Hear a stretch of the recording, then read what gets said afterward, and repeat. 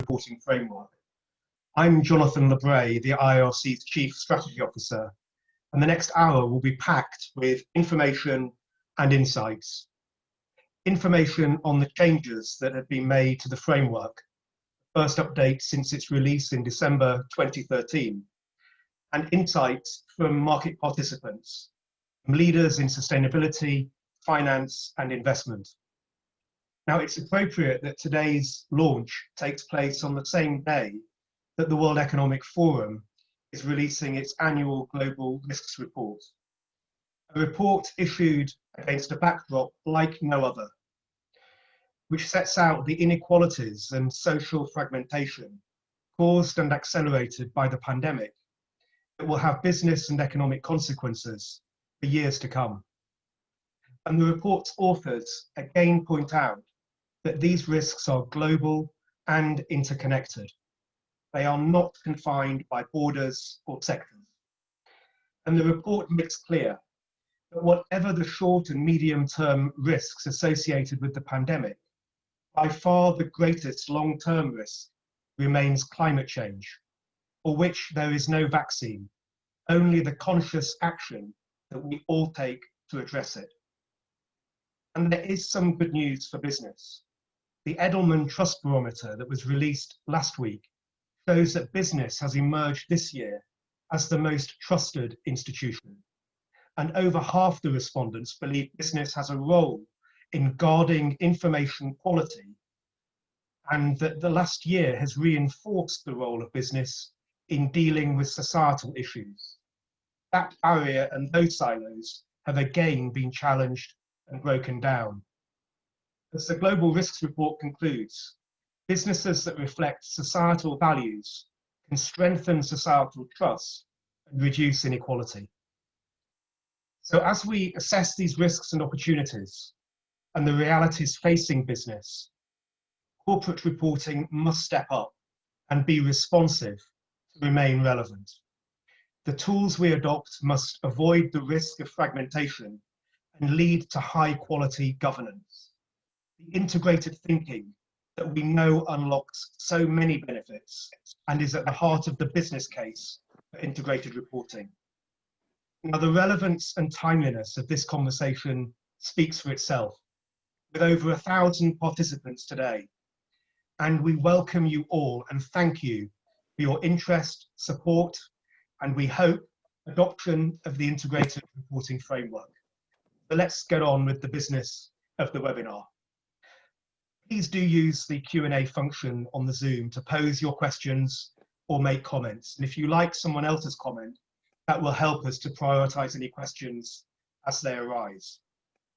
I'm delighted to introduce our first speaker, the IIRC's Chief Technical Officer, Lisa French, my colleague for over 8 years, who has provided the staff leadership and technical expertise throughout both the global consultation and redrafting exercise, with support both from her brilliant team and a panel of experts. Lisa, over to you to introduce the framework and the changes that have been made. Perfect. Well, thank you very much, Jonathan, and thanks and welcome to those online today for the launch of the revised integrated reporting framework. We can go to the first slide. So before we get into the real sort of meat of the presentation, and in particular the updates to the 2013 framework, I just wanted to touch on some of the features of the underlying revision process. So over the course of 2 consultations, which collectively spanned 120 days, we heard from individuals and organizations across 55 jurisdictions. We held 25 virtual roundtables around the world through the support of our extended IIRC family, who hosted events on our behalf. And through these roundtables and online surveys, we received almost 1,500 responses and contributions to the process, reinforcing the momentum for integrated reporting and strengthening our commitment to a market-led approach. And finally, our independent framework panel members logged considerable time, some 350 hours collectively, to review market responses and to consider the implications for the framework. And I want to take this opportunity to thank our framework panel members, some of whom are online today. So how was their time spent? Next slide, please. Well, framework panel members focused on 22 issues raised by the market, 7 of which were considered significant, meaning that there was a real or perceived conflict or a likelihood of misinterpretation. And then there were 15 minor issues, which related to points of clarity, emphasis, or personal preference.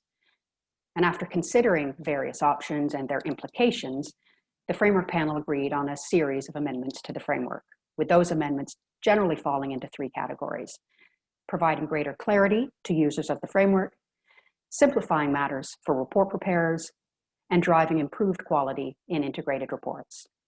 And we'll return to these themes of clarity, simplicity, and quality in a few moments' time. Next slide. But before we get there, I just wanted to flag that by week's end, you can find out more about the revision process on the IIRC's website.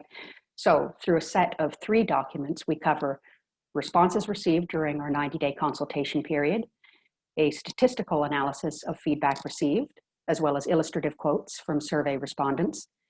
And finally, the 3rd volume describes the 22 issues raised by market respondents and how the IIRC has responded. Next slide. Okay, so I mentioned that the framework enhancements generally fall into 3 categories, and we'll start here with the first category, providing greater clarity. So first up, the revised framework better distinguishes between business model outputs and outcomes. And this is an aspect of reporting that's sometimes lacking in integrated reports. So we've tried to better clarify the distinction, in part by ensuring that both terms are defined in the body of the text and not simply in the glossary alone. So this is a simple, but hopefully quite impactful tweak to paragraph 4.19. Now, a second and more substantive change to paragraph 4.19 involves the addition of a new illustrative example.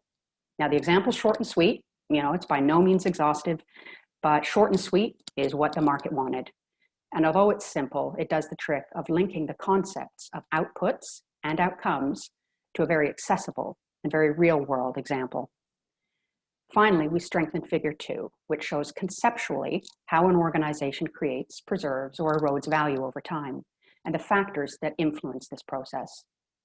So the diagram draws on a few graphic design features to more clearly differentiate outputs from outcomes. So I've isolated just the business model segment of figure 2 here. Next slide. So we've used different colors and shapes to really drive home the point that outputs and outcomes are, in fact, different concepts. And while we were at it, we took some additional market advice to ensure that the way we illustrate outcomes matches the way we define outcomes in the glossary. So whereas our previous diagram showed that outputs can directly affect outcomes, it didn't show that business activities can also directly affect outcomes. And I think that was a very interesting and important observation from the market. And it's one that's now captured in this diagram with the 2 green arrows. And finally, this portion of the diagram now reminds preparers that outcomes should be considered not just in the short term, but also in the medium and long term. Next slide. So sticking with this theme of clarity for just a moment longer, the revised framework addresses some recurrent governance-related queries and concerns that we've heard over the years. So first of all, we clarified the scope of those charged with governance to reflect that in some cases, an organization's governing body includes its executive management. And this interpretation is consistent with definitions found in assurance standards. And so several respondents were very pleased with this move to better align with those standards. Secondly, a newly added paragraph 1.22 reminds organizations, regardless of their governance model, of the intent of the statement of responsibility for the integrated report. Paragraph 1.22 also offers some additional guidance to those businesses with 2-tiered boards. So all told, paragraph 1.22 now leaves much less to the imagination. Finally, we removed from paragraph 1.20 the required commentary on the governing body's application of its collective mind.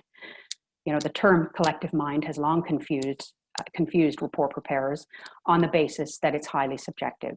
So we removed the terminology, and in fact, we removed the required commentary altogether because many considered it to be redundant. Next slide, please. So shifting gears now to efforts to simplify matters for report preparers, starting with the required statement of responsibility for the integrated report. And I referenced this on the previous slide. So just by way of context, aside from a few specific jurisdictions, we've seen relatively limited uptake of this requirement. So we actually explored replacing it with a different voluntary approach. But this proposal received quite some pushback from the market, from users and preparers of integrated reports alike. Essentially, they were concerned that the quality of integrated reports might suffer. So with this in mind, we worked within the confines of paragraph 1.20 to simplify matters without sacrificing the goals of instilling accountability and fostering credibility and trust. And we did this in two ways. So we removed the second half of the requirement, which called for a commentary on future plans to phase in the statement. Secondly, we acknowledge more explicitly that integrated reporting is a journey. And I know that sounds like a well-worn cliche, but it's a fact that organizations adopt the framework's requirements over several reporting cycles rather than in one go or in 1 year. So paragraph 1.20 now essentially indicates that you don't have to be quote unquote perfect to apply paragraph 1.20. Click, please. In addition to these more substantive content changes, we've also looked at the framework's user-friendliness. So for those using the soft copy or electronic version of the document, you'll find more hyperlinks to glossary-defined terms. You'll also find it easier to navigate to and from related content. And icons at the top of each page, which are shown here, ease the pain of page flipping. We've also shifted the general reporting guidance to its own clearly marked section. And overall, I think you'll find that we've gone with a cleaner, more modern look and feel to the document. So moving on, next slide. The third class of framework enhancements relates to the quality, credibility, and integrity of reported information. And step one in our approach was reinforcing the need for balanced disclosures. This means acknowledging and candidly communicating scenarios in which value is eroded or simply preserved rather than just created. And so we've dealt with the inherent bias of the term value creation by more frequently and more explicitly referencing value preservation and value erosion. And we do this at strategically appropriate places throughout the framework. Next, and very much relatedly, we wanted to encourage preparers to communicate negative outcomes along with the positive. Of course, the encouragement was always there in the framework, but let's just say we kicked it up a notch in paragraphs 4.19 and 4.20, and in figure 2 as well. Click, please. So on the lower left of your screen, you'll see that an example specifically addresses both positive and negative outcomes by referencing their effects on the capitals. And here we've added the emphasis. On the right-hand side, you'll see that now familiar segment of the business model. Here too, we remind preparers of the need to consider negative outcomes or consequences in addition to the positive. And again, we've added the emphasis for the purposes of this slide. And finally, next slide. We're going to stick with this quality theme for a moment longer. We reinforce the importance of robust reporting by encouraging supplementary disclosures on the reporting process itself. The rationale here being that this provides insight into the integrity of that process. And you'll find this in the newly added paragraphs 1.23 and 1.24. And finally, the framework reminds report preparers that disclosures are most effective when they include a blend of qualitative and quantitative information, or phrased differently, narrative and indicators or metrics. So the indicators provide the support or evidence, as well as a basis for comparison. And the narrative provides the all-important explanations and context. Both of these measures shown here lend important support to internal audit functions and third-party assurance engagements. And they provide greater comfort to the governing body when it's providing its statement of responsibility for the integrated report. So there you have it. Those are the headline enhancements and refinements that reflect the needs of both users and preparers of integrated reports. And though there are a few other tweaks, from the purely cosmetic to the inclusion of terms such as purpose, which have become more pervasive in the business context, the changes largely fit into the categories of improving clarity, simplifying adoption, and enhancing quality. Next slide. So I just want to thank you very much for joining us today. And for those who contributed to the revision process, an additional thank you for investing your time and brain power during our 2 consultation periods. And I'll close by inviting you to check out the revised integrated reporting framework for yourself at integratedreporting.org. And on that note, I will pass back the microphone. Great. Thank you so much, Lisa. And before leaving you, I noticed there was one question that came through when you were speaking, I guess from an academic who was asking about the updating of integrated reporting quarters, and just wondering, I suppose it's difficult to quantify. These are limited changes driven by market need, but what, in kind of percentage terms, they were wondering how much of the framework had changed, would you say, in your experience? Well, I daren't fall into percentages, but rather speak broadly. I think that it has been updated, it has been refined, it has addressed some concerns that had been raised or some preferences that have been raised, but fundamentally we did not touch we did not add any new requirements, and we did not remove requirements.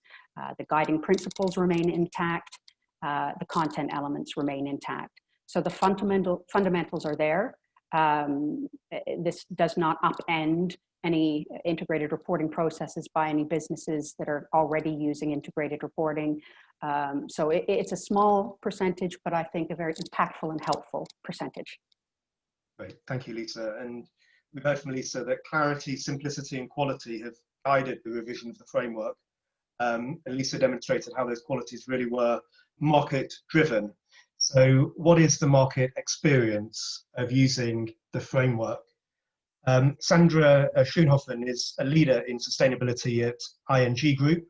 We're always looking, Sandra, for clear and concise reasons for why companies adopt integrated reporting. And I was looking at ING's 2019 annual report where it said, we believe that integrated reporting is the broad-based framework that can help our stakeholders and the providers of capital to make decisions that are forward-looking, inclusive, and impactful. And that really is a great insight into the purpose, really, of integrated thinking and reporting.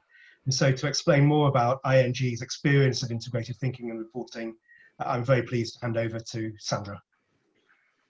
Thanks a lot, Jonathan, and also thanks, Lisa, for setting the scene and inviting us to this stage. I'm happy to share a few insights from our side, mostly also reflecting that integrated reporting should really be seen as integrated thinking, and it should be very close linked to your strategy. And I think that is something that I can share as an experience that we have had over the years.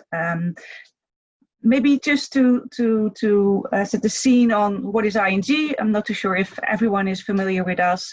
We're a Dutch-based multinational bank, and obviously we're serving both private customers as well as corporate clients, totaling around 39 million customers worldwide, covering around 40 countries.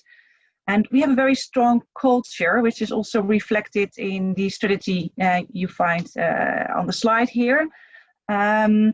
And that strategy is a strategy that is really fueled by our purpose. So our purpose to empower people to stay a step ahead in life and in business.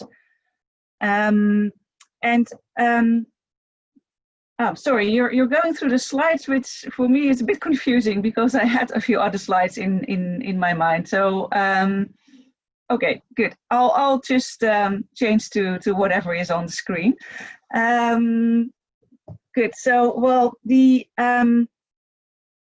strategy that you also find here, so it's on the left, it's really our corporate strategy. And on the right, you really find how we look at sustainability. And you should clearly see the link between that. So, first of all, the strategy, where we really looked at our materiality assessment, and these topics that came through these assessments over the years are well reflected in our strategy, and also in our sustainability direction, where we focus on 2 themes: climate and financial health. And financial health is, of course, something very much for our private customers, but you can also see that as one layer above that, and that's of course prosperous people, where also human rights is a very important theme for us. But in the end, all of this is not possible if you would take away, I would say, our most important capital. It's the human capital. It's people. It's people that make the difference. And if you think about integrated thinking, then it's also extremely important that this strategy really comes back in how you look at people and how you can make the best use of that input. It's a bit difficult to say making use of people, but in the end, it's about, of course, making the best use of the inputs that you have available, so the capitals that you have available, make sure that your business strategy is at work the best, and then with that, of course, create the best positive outputs and outcomes. And when you look at how can you do that for people, so the human capital, it's really about performance management. And I think ING was very, very well at, good at establishing a performance framework, where we also look at behaviors. So it's not just about the job that needs to be done and the strategy that needs to be achieved, but it's also about what type of behavior does fit with achieving that culture and achieving, in the end, our strategy. So we also look at which we call orange code behaviors, and that's 1/3 of the performance review. And then next to job, next to these behaviors, we also have stretched ambitions, where many of our colleagues have sustainability KPIs in these stretched ambitions. And we also provide guidance on what type of stretched ambitions could you think of in order to contribute most to these two themes that you see on the screen. And therefore, everyone is able to contribute in achieving our strategy. And with that, really making use of our human capital. I'm extremely curious what will be the next slide, because I'm a bit confused with the order that you bring them to me. So maybe you can show it to me. Great. Okay, next one. Yes. So what I really like about the framework, and I just want to highlight 4 dimensions, the changes that we've seen in the framework, and how we feel we can best use them. So the first one, I think the vision, mission, the value creation, and how that is actually moving more towards purpose. I think I already explained, with us really being a purpose-driven organization, we feel this really matches how we look at this. The next one about integrated reporting, how it is actually moving more to integrated thinking. I think the example I just gave about, it's not just about having that strategy there and report about it, it's really about making sure it's fueled back into everything you do. And so it's not about the reporting, it's about the thinking, and then the reporting is just a proof point of that. So the other 2 items, and the value creation and creating outputs and outcomes.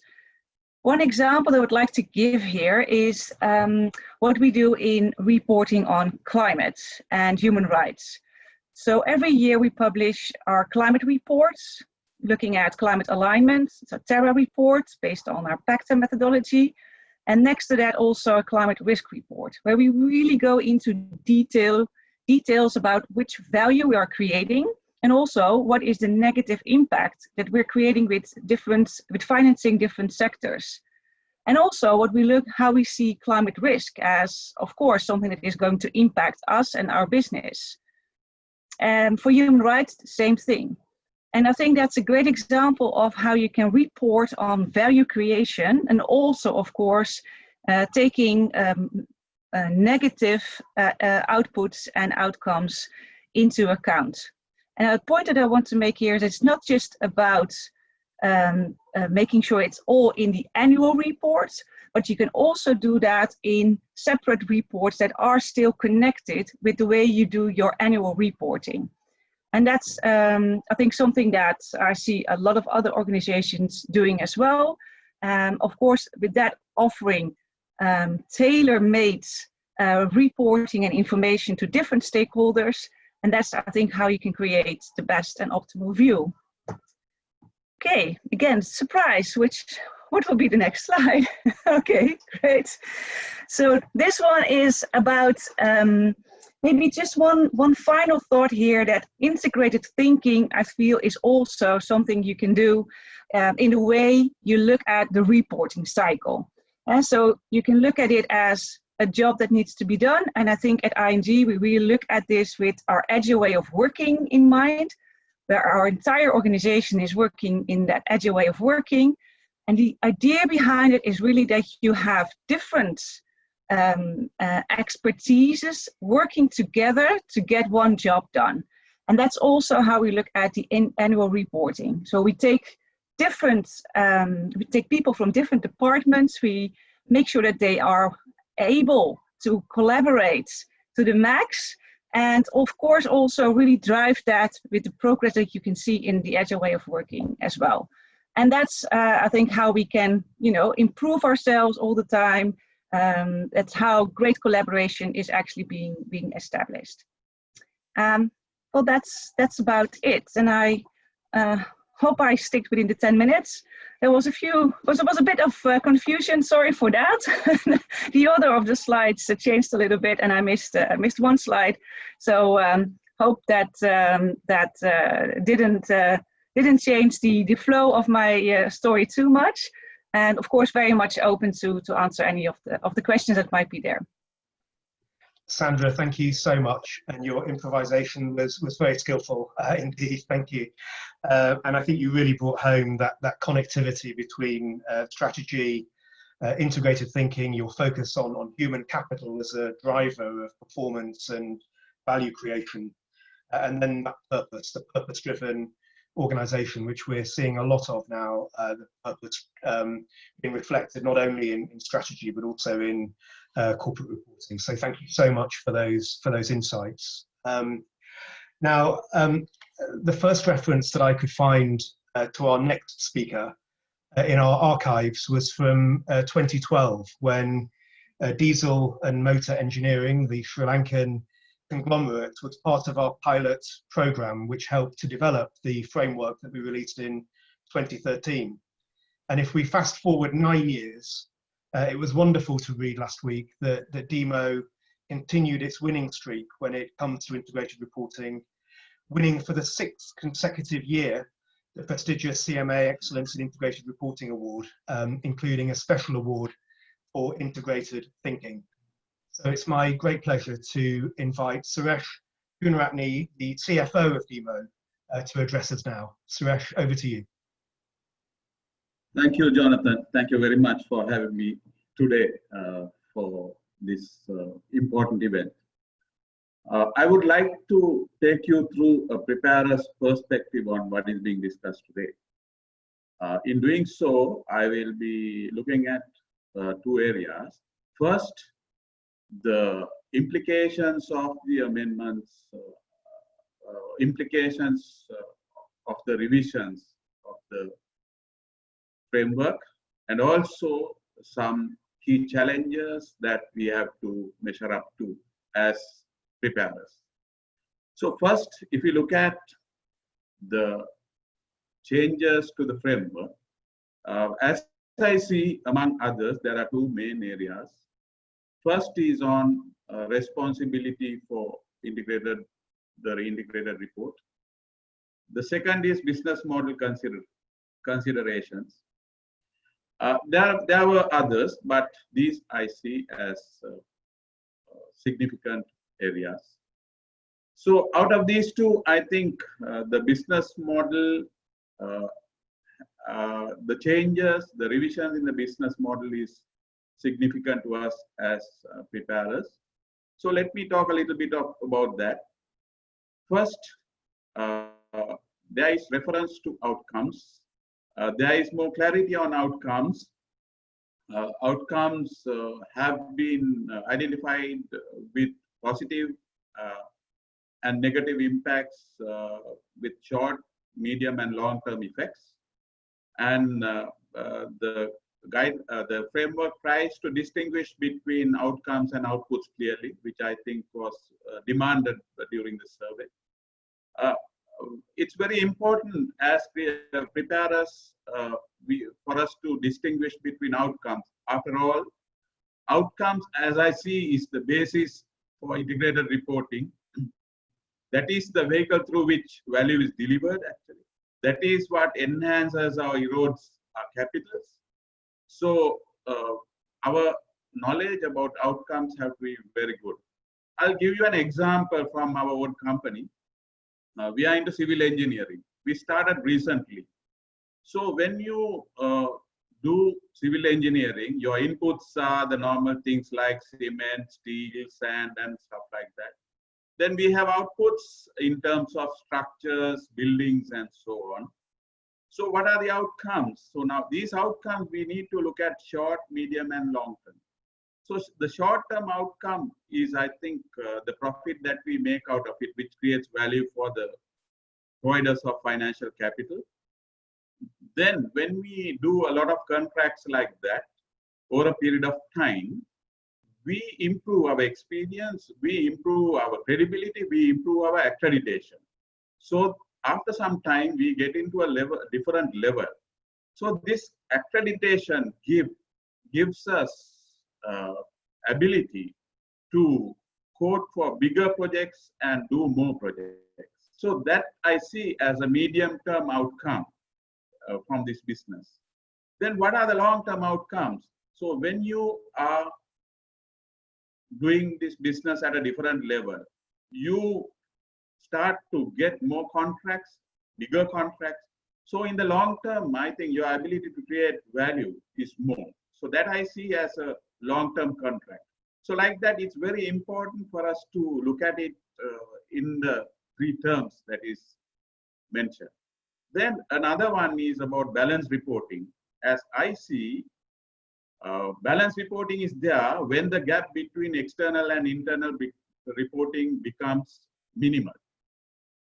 For example, I will take another example from our company. We have a lot of workshops. So we have something called the Net Promoter Score, where customers have to give a score regarding their interaction with us.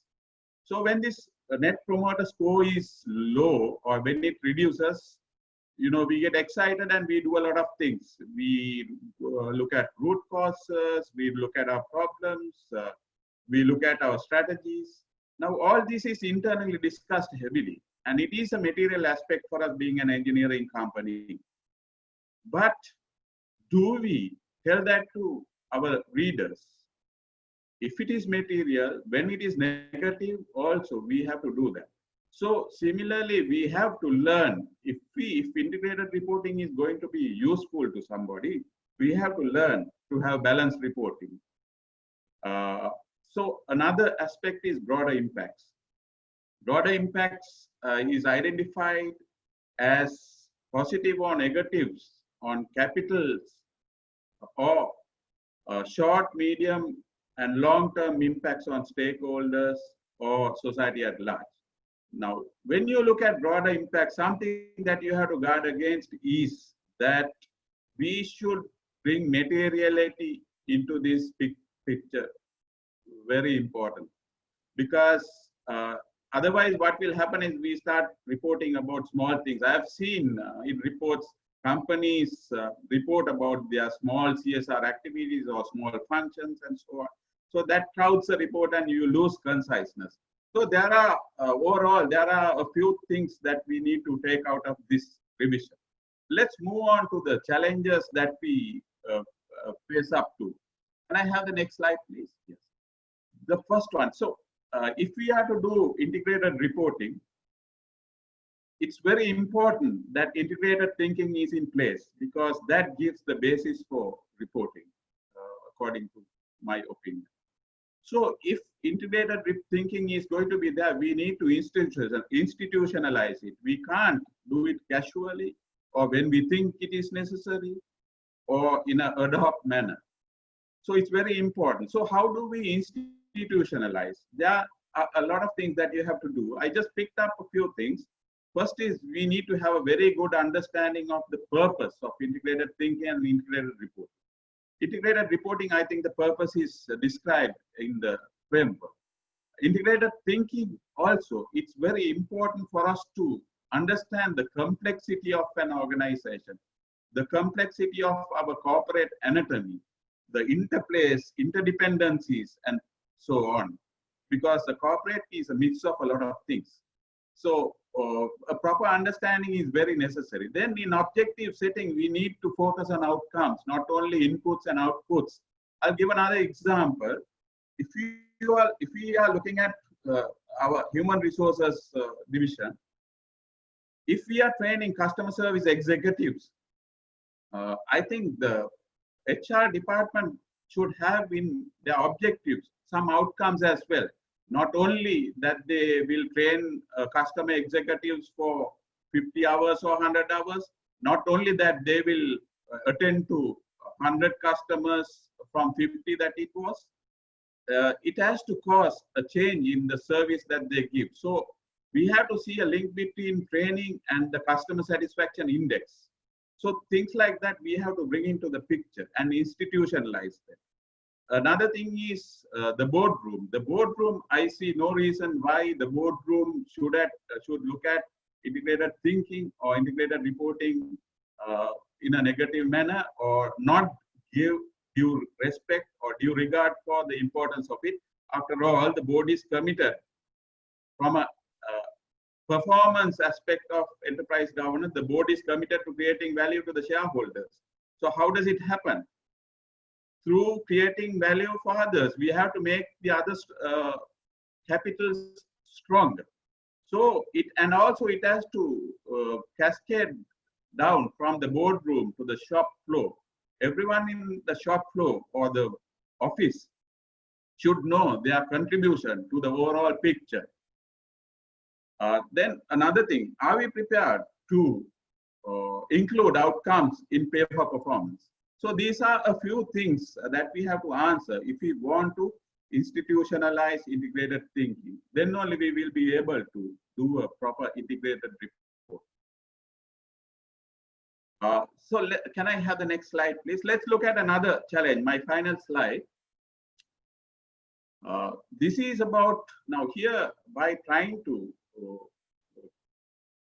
communicate a value creation ability of an organization in a simple or in an integrated report in a concise form, we are trying to transform complexity into simplicity. As I said, an organization has a very complex body. It has so many interplays. It is dynamic in itself. The environment changes.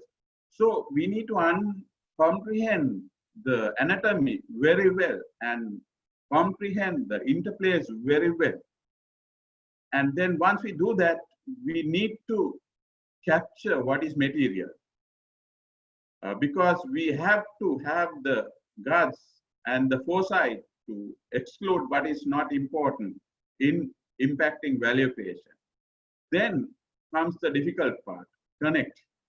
This is something where I believe we'll need a lot of technology for us to do this effectively. At the moment, we are making a lot of efforts. So we have to do connection between capitals, content elements, short, medium, and long term, internal and external information. So a lot of connections have to be identified. Finally, we have to then communicate very clearly, concisely, and very creatively. That is something we do. So while we appreciate having a very well researched, very well consulted framework, the preparers have to build on it, take that knowledge, take that guidance, and do a lot of work internally, discover themselves to come up with a creative report. That's it for me. Thank you very much. Thank you very much indeed, Suresh, and particularly for those very practical insights and advice at the end, particularly taken by your analysis of inputs, outputs, and outcomes, and particularly looking at outcomes over different time horizons, the short, medium, and long term. And also the idea of outcomes-led management, which we're also increasingly seeing now in corporate governance codes led by South Africa, having outcomes-led approaches to corporate governance. And then finally, that whole approach of embedding and institutionalizing integrated thinking by ensuring that the KPIs and performance measures are cascaded right the way from the boardroom to the shop floor, as you put it. So, Suresh, thank you so much for those really important insights. I should just also point out that the two most popular questions on the Q&A relate, of course, to issues to do with the corporate reporting system, because we've seen a lot of changes happening in the corporate reporting system over the last few months, not least the announcement of the proposed merger between the IIRC and SASB at the end of last year, and people are asking about the implications of that, and also the World Economic Forum's work on metrics, which I know both our next speaker and particularly Charles will address those issues to do with the system. But I also know that BlackRock has been really involved both in terms of endorsing and working with SASB, and also with the World Economic Forum. So that's a great segue into our next speaker, who will approach this very much from an institutional investor perspective. And few institutional investors have done more to set the guidelines that encourage long-term value creation than BlackRock, which is the world's largest equity investors. And investors are playing an increasingly critical role, not only in demanding greater consistency and comparability of metrics, but also better corporate governance. Michelle Edkins is Managing Director, BlackRock Investment Stewardship. And I'm delighted now, Michelle, to invite you to address this webinar. Great, thanks, Jonathan, and hello, everybody. So yes, as an investor, BlackRock is interested in understanding how companies create value, particularly long-term value. And the reason for that is that the majority of the equity assets we manage on behalf of our clients, so well over $3.5 trillion, is in index strategies. So our clients are going to be invested long-term in companies as long as those companies are constituents of an index our clients have chosen to allocate their assets to. And so we're looking for this long-term perspective, both from an investment stewardship angle and from an asset allocation angle, particularly in active investing strategies, both on the equity and credit side. And on the investment stewardship side, we are the team that engages with, talks to the public companies that we invest in on behalf of our clients to advocate for the corporate governance and sustainable business practices that deliver long-term shareholder returns. And in that light, we clearly need information, both data and narrative, that helps us understand what a company is trying to do and how well it has done that.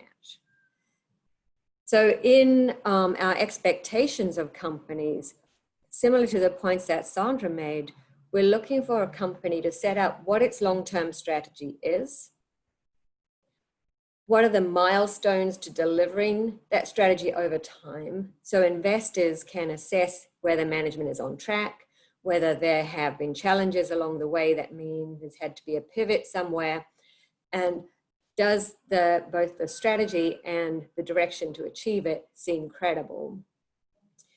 Similarly, how does the company's purpose and culture both inform that long-term strategy and support its delivery? And all of these things feeding into value creation, preservation, or erosion. And I think, we're always focused on value creation because that's the more positive direction to look at. But I think we have to be realistic that in some companies where they are in their business cycle, there is going to be an element of preservation being really good performance, and possibly the acceptance that there will be some value erosion. And I think, having just come through the worst effects on business, at least as far as we can tell, in terms of the COVID-19 pandemic, what we have seen is a lot of companies fast-tracking decisions about their business model and the businesses within their overall company, where clearly value was being eroded and it wasn't necessarily understood until it was really forced into the boardroom. In terms of what we're needing, again, similar to points Suresh made, it is really important that companies are directing us as investors to the material business relevant factors that support enterprise value creation. And I think it's long been an issue in anything outside of pure financial reporting that the emphasis is on things that don't necessarily have a particularly strong link into value creation. And we think there needs to be a lot of discipline on the part of companies to tell a balanced story. And this is where we think integrated reporting is very, very helpful. Last year, our CEO, Larry Fink, wrote his letter to CEOs emphasizing this point that we see sustainability risk and climate risk in particular as investment risk. And it's risk that we believe is not fully priced into asset values right now. The reason for that is there isn't the comparable and comprehensive data available to investors to make more accurate assessments of a company's long-term value creation opportunity set. And what Larry said in his letter last year is we believe that this is leading to a fundamental reshaping of finance. And we think that as more companies report more comprehensively, we're going to see that pricing come through more accurately and see that reshaping of finance. As others have touched on, and I believe Charles will go into in a bit more detail, we are clearly seeing a pretty steady rate of development in this area of sustainability reporting or more comprehensive corporate reporting. And BlackRock is a very strong advocate of convergence. As a global investor, it is incredibly helpful for us to be able to compare companies within a sector globally so that we can really allocate our clients' assets or help our clients allocate their assets in the most, in the optimal way for them to generate the long-term financial returns that they are depending on to meet their financial goals. We think that the work that the IIRC has done through this review is incredibly helpful. That feedback loop as we develop these reporting systems is incredibly important to make sure that the burden on reporters warrants the value generated in terms of informational quality for the users of these reports. And we really are encouraged, frankly, by how light touch and fine-tuning these changes were, as Lisa outlined. And clearly, there is this challenge to address between the complexity of the operating environment, the real-world environment in which companies are generating value, and providing concise and comprehensive information to the users of accounts.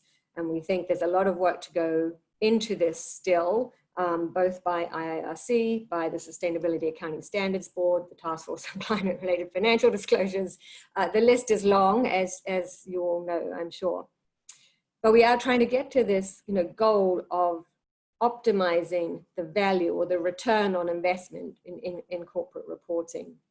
And to sort of echo the language of the revised framework, I think the output that we're all going for is better reports and higher quality information available to investors, with an outcome that we have better capital allocation, and so that companies that really have a strong value creation proposition get the capital they need to deliver that.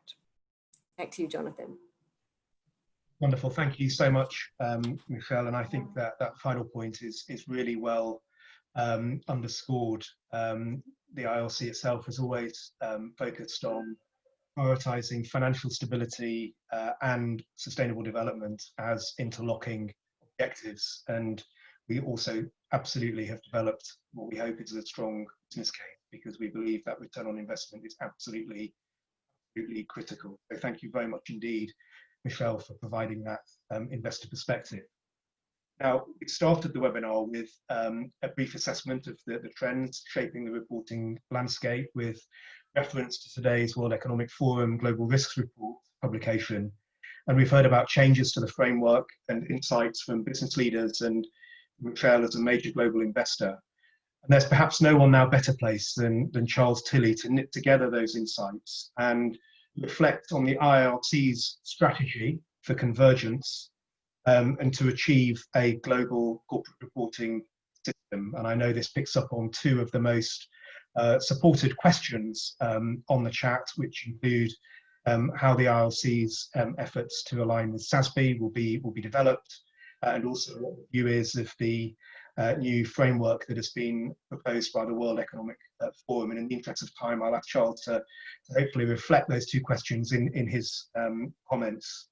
Charles is not only the IIRC's Chief Executive Officer, he led the task force that created the International Integrated Reporting Framework 8 years ago, and is therefore uniquely well placed to be our final speaker today. Charles, over to you. Thank you, Jonathan, and hello everybody. It's great to be with you all. It's wonderful there are so many people here. If I could just start with my thanks to Sandra, Suresh and Michelle for their insights into the integrated reporting framework, the new revisions and how it works for them.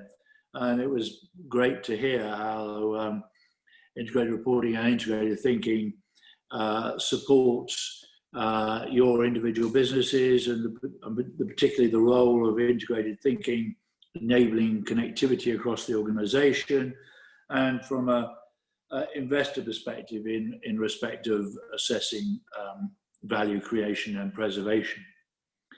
I'd also like to thank Lisa for not only taking us through the revisions, but for leading the global consultation, the process that went throughout 2020, and we had an exceptional high level of involvement, some 1,400 responses. It's been no mean feat to bring all that together, and it was very good to hear Michelle's appreciation for the light touch approach. But I'd also like to thank the framework panel that oversaw all the work that we did to make sure that it was a thorough and substantial process. And first, I'd like to just spend a couple of minutes putting this revision into the context of the other areas of the IIRC strategy. We are very much about driving adoption of integrated reporting and thinking, and also very focused on our role in the development of a global comprehensive reporting system, the convergence agenda. And obviously, a part of that agenda is our intent to merge with the Sustainability Accounting Standards Board, SASB, to form the Value Reporting Foundation. And as Lisa mentioned, a clear finding of the consultation process in 2020, and for that matter, the consultation we went through in 2017, is that the IR framework is fit for purpose, with the concepts and the principles underlying the framework unchanged. In other words, it's doing the job it was created for. It's helping companies transform the way they think, plan and communicate about how they create value. And we hope the revisions and clarifications announced today will support this further. Now, with the adoption continuing to grow in over 70 countries around the world, we were very pleased to receive feedback from 55 of those countries, I think demonstrating the global relevance of integrated reporting. And throughout 2021, a very important part of our strategy will be reinforcing our outreach at that in-country level, very much focused upon supporting businesses adopt integrated reporting within their local environment. It's also our intention to redouble our focus on integrated thinking. The IR framework is, I believe, an important corporate governance tool. It not only delivers changes to the way businesses report, but also prompts companies to reassess their strategy and business model, to nurture the resources and relationships that they use and affect, and to think through their risks and opportunities. And I think we very much heard about that from Sandra and Suresh in their excellent presentations. And I think this is particularly relevant given the challenges that face us all currently with the pandemic, which is, I hope, coming to an end, but there is still a long way to go. And so I think in that regard, the whole concept of integrated thinking and resilience and supporting companies to be resilient has never been so important. The Integrated Thinking and Strategy Group is producing further guidance in this area with case studies, and there'll be many more case studies this year. We would be delighted if you wanted to, those on this webinar were interested in further information on this group and how to participate, because it's very much focused upon the governance, management and integrated thinking of organisations. Now, this time last week, I was speaking at a webinar alongside the CDP, CDSB, GRI and SASB and ourselves. I apologise for the alphabet soup there, to set out the latest efforts to deliver a comprehensive system for reporting that we've been working on a joint basis to communicate and think about. The framework itself is a very important connector in looking at the disclosures for enterprise value, in that the framework needs standards, and reporting frameworks needs need frameworks to guide to provide that context and holistic thinking. And we need the standards for the metrics, or to guide the metrics and the data that's required. Now, in the first paper, in the paper we co-published, which was announced in December, we defined sustainability matters as all the value drivers represented by the capitals in the framework, with the exception of financial capital. So it covered natural, human, social, relationship and intellectual and manufacturing, all being thought of as sustainability matters. And this means, therefore, that we can think about sustainability standards and financial standards, providing the metrics and data across all the capitals, enabling an effective integrated report. Now, there's much to do, but I think that change in definition has been very, very helpful. And one of the immediate priorities in our merger with SASB is to align our 5 sustainability dimensions with the IR framework capitals to provide further clarity in this area. So that's part of, I think, a very important part of our work for 2021, which is the overall alignment agenda to achieve common definitions that will enable comparability and interoperability. And Jonathan referenced earlier the work of the World Economic Forum, and I think that is something that they are particularly wanting the standard setting frameworks, the corporate reporting system to deliver. So our work is very much about supporting more comprehensive reporting to build a universal system and approach to that reporting. As I say, I think there's much to do, you know, the output, as Michelle said, is a better report, and that leads to, we would hope, a much better outcome in terms of capital allocation. But having said that, please don't wait for us. We see the integrated reporting framework and the standards that are at your disposal are there today to deliver a robust and effective reporting. So there's no time to waste, given the urgency of the issues in the world today. Build on the framework. That's the work that as preparers, Suresh was suggesting that you grab hold of and build on today. And through our work networks, thought leadership and guidance, we are here to support you on our journey. And I really mean that, and please do get hold of us in that regard.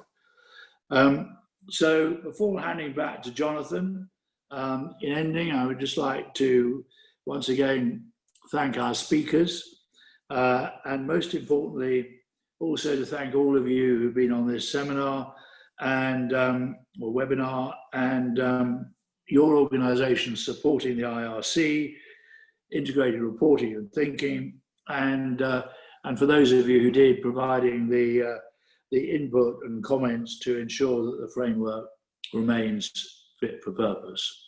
And with that, I'll hand back to Jonathan. Thank you very much indeed. Charles, thank you very much indeed for those strategic insights. And I think it's no exaggeration to say that the pace of change in the whole corporate reporting system has been something that we've all kind of marveled at over the last 8 or 9 months. And that can only accelerate, I think, in the year ahead. We are now at the end of the time that we've allocated for this webinar. Our intention was to share information about the revision of the framework and also provide insight from market participants about their use of integrated reporting and what they're hoping for the future. And I hope that you'll agree that we've achieved those 2 objectives. I'm pleased to say that the framework is now up on the IIRC's website, as will a recording of this webinar at the end of the week. We haven't been able to address each and every question, unfortunately, but we have captured all the questions, and we will seek to do what we can to answer them over the course of the next few days. All that's left for me to do is to thank Lisa, Sandra, Suresh, Michelle, and Charles, and most importantly of all to you, our community, without whom we wouldn't be able to promote and adopt the integrated reporting framework and hopefully achieve those objectives of achieving financial stability and sustainable development in the world. So thank you very much indeed.